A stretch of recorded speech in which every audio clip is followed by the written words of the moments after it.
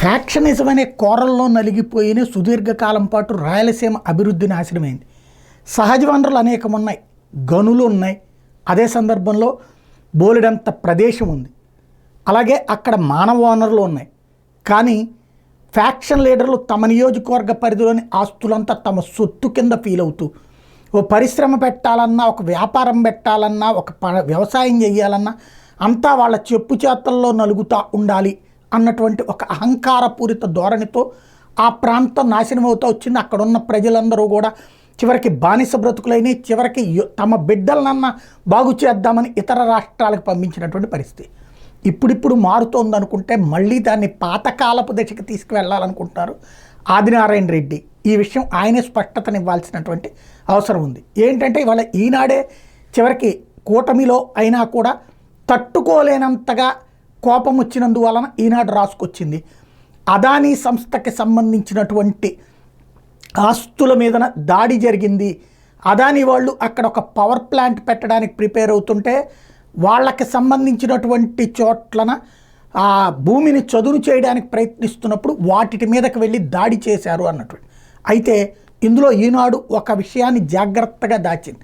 అసలు విషయం ఏంటంటే అది అంటే అదాని వాళ్ళు టోటల్ పవర్ ప్లాంట్ పెడతారు. అయితే ముందుండే వర్క్స్ ఉంటాయి కదా, అంటే అది కన్స్ట్రక్షన్, ఈ వ్యవహారం అంతా అది హయ్యెస్ట్ ఎక్స్పీరియన్స్డ్ ఉన్నటువంటి సంస్థ రిత్విక్.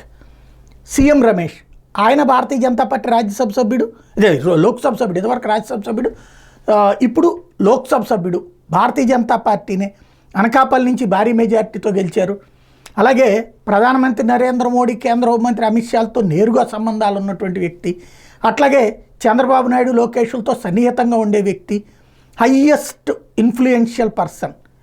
అలాంటి సీఎం రమేష్ వాళ్ళకి సంబంధించినటువంటి రిత్విక్ సంస్థ అక్కడ పనులు చేస్తుంటే ఆ పనులు చేసే వాళ్ళ మీదన ఆదినారాయణ రెడ్డి వర్గం దాడి చేసింది. ఏంటి అంటే బ్లాక్మెయిల్ చేయడం, ఇంత వాటా కావాలి మాకు. చివరికి ఇది ఒరిజినల్ పాయింట్ని లేదా డిఫరెంట్ వెర్షన్ని సాక్షి హైలైట్ చేసింది. పనులు వదిలేసి వెళ్ళకపోతే ప్రాణాలు ఉండవు, ఈ హెచ్చరిక.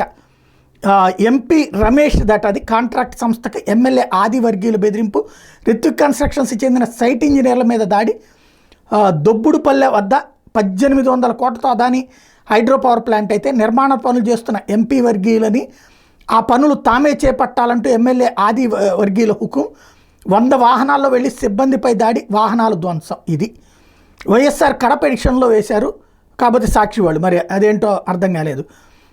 ఏదైనా ఎంత మేజర్ ఇష్యూని అంత లైట్గా ఈనాడులే బెటర్ అనుకోండి జనరల్ ఎడిషన్లో వేశారు. అది పక్కన పెడితే అంటే వాళ్ళ ప్రాంతంలో ఏదన్నా జరగాలంటే వాళ్ళకే వెళ్ళాలి, ఇంకొకళ్ళని చేయనీరు. బ్రాహ్మణి స్టీల్స్ అట్లాగే ఏది రాజశేఖర్ రెడ్డికి క్లోజ్ ఫ్రెండ్ అయినటువంటి గాలి జనార్దన్ రెడ్డి బ్రాహ్మణి స్టీల్స్ ఆ రోజున జరపకుండా ఇట్లాగే ఆగింది. ఇప్పుడు ఏకంగా అదానీనే వ్యాపారం చేయనీయకుండా అడ్డుకునేటట్టు, లేదా అక్కడ పనులు చివరికి తమకివ్వాలి అన్నటువంటి ఒత్తిడి. ఈ తరహా బ్లాక్మెయిలింగ్ అన్నటువంటిది ఏమాత్రం ఏమన్నా ప్రయోజనం ఉందా? ఈనాడే చివరికి తట్టుకోలేక రాసినటువంటి పాయింట్ మేబీ తెలుగుదేశం వాళ్ళు చెప్పారేమో. ఆ ప్రాంతంలో సిమెంట్ ఫ్యాక్టరీల దగ్గర నుంచి ఎవరు ఏ ఫ్యాక్టరీ పెట్టినా సరే డబ్బులు తమకు కట్టాలని డిమాండ్ చేస్తున్నారు. ఈవెన్ అదానీ దగ్గర నుంచి దాన్ని ఏంటది మెగావాట్ కింద అని చెప్పి డబ్బులు కూడా అడుగుతున్నారు అన్నటువంటిది. ఇందులో నిజమెంత, జరుగుతున్నది ఏంటి అంటే ఇది నిజం అన్నటువంటిది దాడిని బట్టి అర్థమవుతుంది. కాకపోతే డిమాండ్ అన్నటువంటిది వేరు, అంటే మా వాళ్ళకు ఉద్యోగాలు ఇవ్వండి అని అడగడం వేరు.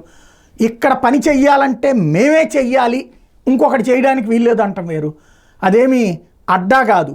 ఆ విషయం మర్చిపోతున్నారా? ఇది తేలాల్సిన అంశం.